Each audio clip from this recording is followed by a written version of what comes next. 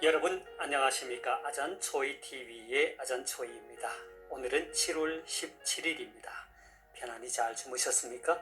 오늘도 우리에게 새날을 주시고 새 생명을 주신 우리 하나님께 감사와 찬송과 영광을 올려드립니다.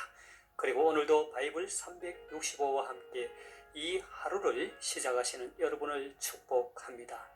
오늘 하나님께서 우리에게 주시는 말씀은 7월 17일 제198구 새생활의 길 하나님 사랑 이웃 사랑 전도서 12장 13절 말씀입니다.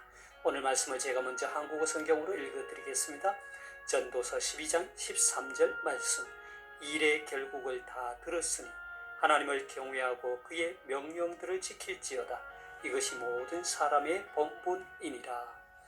오늘의 말씀을 제가 중국어로 읽어드리겠습니다.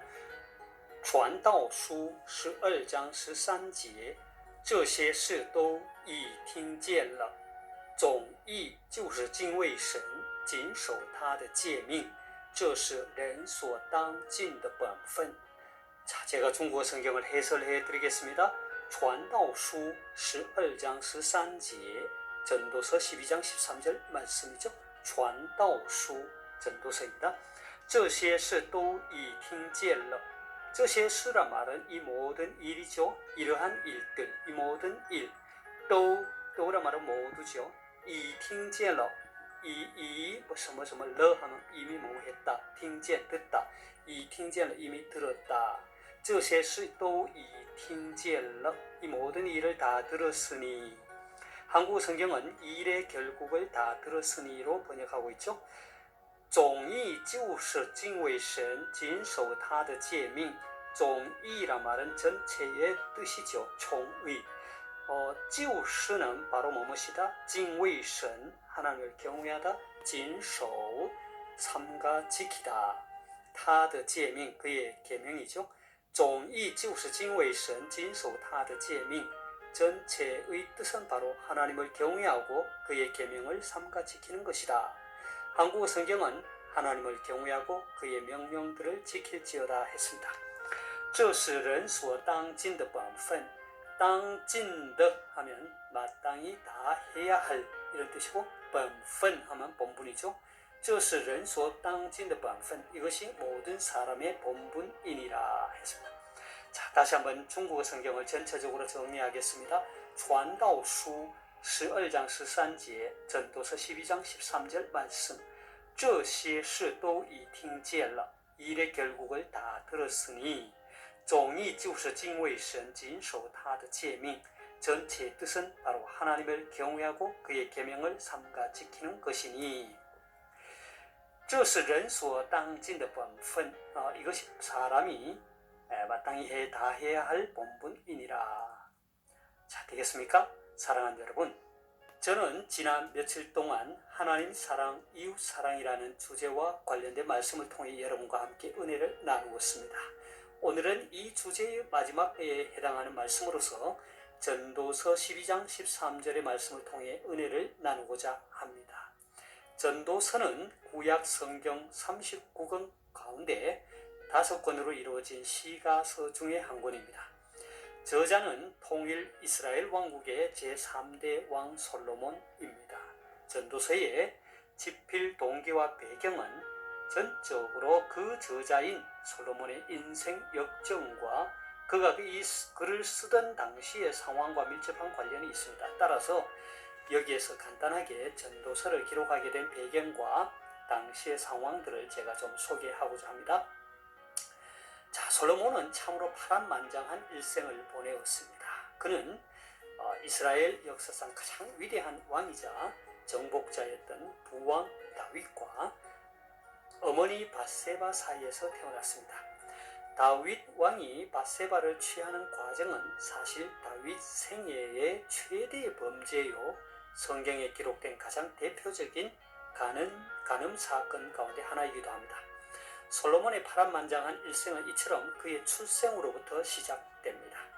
그는 출생 후에도 치열한 왕가의 권력 암투 속에서 성장하였습니다. 결국 손위 이복 형제인 아도니아와의 왕위 다툼 끝에 승리하여 어렵게 왕위에 오르게 됩니다. 왕위에 오른 솔로몬은 초기에는 왕권 확립에 힘을 쏟았습니다. 특히 그는 부왕 다윗의 유지를 받들어 구약 선민 이스라엘의 최대 염원이요 이스라엘 신정 왕국의 정치적 구심점이기도 하였던 웅장한 여호와의 성전을 건립하였습니다. 이뿐 아니라 일천번제를 드리는 등 신정 왕국의 왕으로서 부끄럽지 않게 하나님을 경외하는 신실한 삶을 견지하였습니다.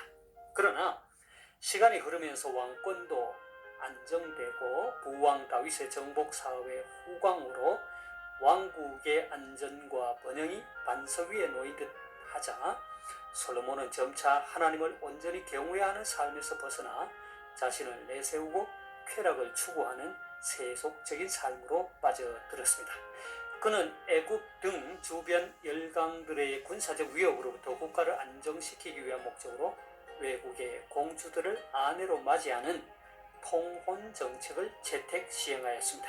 이로 인해서 외부로부터 군사적 침략의 위험은 사라졌으나 대신 그 공주들이 갖고 들어온 이방의 우상 숭배 문화로 인해서 국가 내부로부터 여호와 신앙이 무너져 내리는 현상이 일어나게 되었습니다.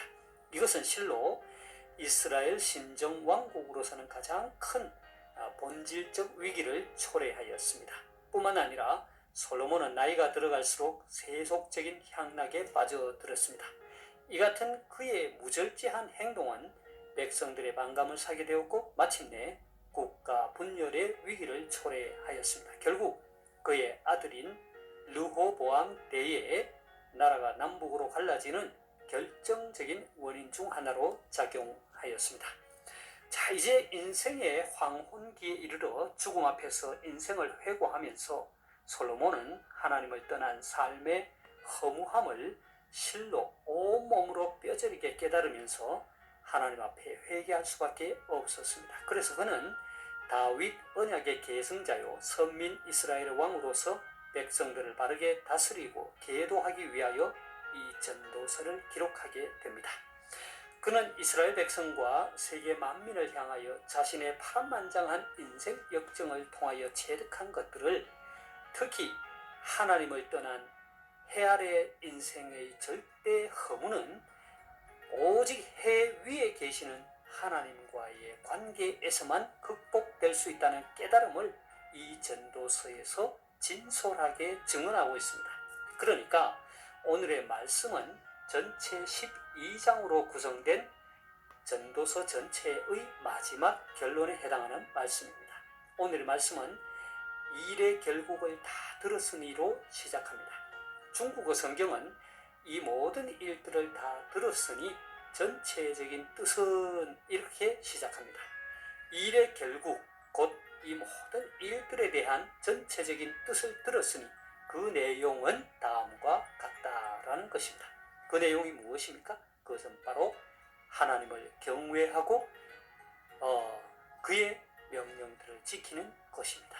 왜냐하면 이것이 모든 사람의 본분이기 때문입니다. 그렇습니다. 우리 신앙의 근본은 전 우주와 모든 인간을 다스리시는 하나님의 전 존재를 인식하고 그분을 두려워하고 존경하며 그의 명령에 복종하는 것입니다. 본서의 저자인 솔로몬이 전도서 전체에서 말하고자 했던 것은 인간이 행하는 모든 일들 중에서 궁극적인 의미를 가지고 변함없이 존재하는 한 가지는 바로 하나님을 경외하는 것이라는 것입니다. 이러한 신본주의적 사고, 다시 말해서 하나님 중심적인 사고와 그에 합당한 행동이 전제되지 않는 한 인간의 삶에서 전개되는 모든 행동들은 궁극적으로 전혀 무의미하다는 것입니다. 그러니까 하나님을 경외하고 그 명령들을 지키는 이것이야말로 인간의 본분, 곧 마땅히 다해야 할 의무라는 것입니다. 이것이 곧 인간 존재의 제일 목적인 하나님을 영화롭게 하는 것입니다. 이러한 존재의 목적에 합당한 삶을 사는 것만이 해 아래 인생에게 필연적으로 다가오는 그 허무함을 극복하고 궁극적인 만족과 행복을 것입니다. 자, 그렇다면 인간이 하나님을 경외하고 그의 명령을 지켜야만 할 확고한 이유는 또한 무엇 때문입니까? 솔로몬은 14절에서, 그러니까 전도서 12장 14절, 전도서 전체의 마지막 절에서 이렇게 말합니다. 하나님은 모든 행위와 모든 은밀한 일을 선악간에 심판하시리라 했습니다. 인간의 모든 행위와 선악에 대하여 하나님께서 최종적인 심판을 반드시 행하신다는 것을 증거합니다. 인간의 선악에 대하여 심판하는 것은 인간의 지혜나 힘으로는 불가능합니다. 오직 절대 공의로우신 하나님의 주권에 속한 일입니다. 따라서 진정 지혜로운 사람이란 하나님께서 친히 약속하신 선악에 대한 심판을 신뢰하며 인생을 최선을 다해 사는 자인 것입니다. 사랑하는 여러분, 오늘의 말씀은 하나님 사랑에 대한 우리의 자세를 가르쳐 줍니다.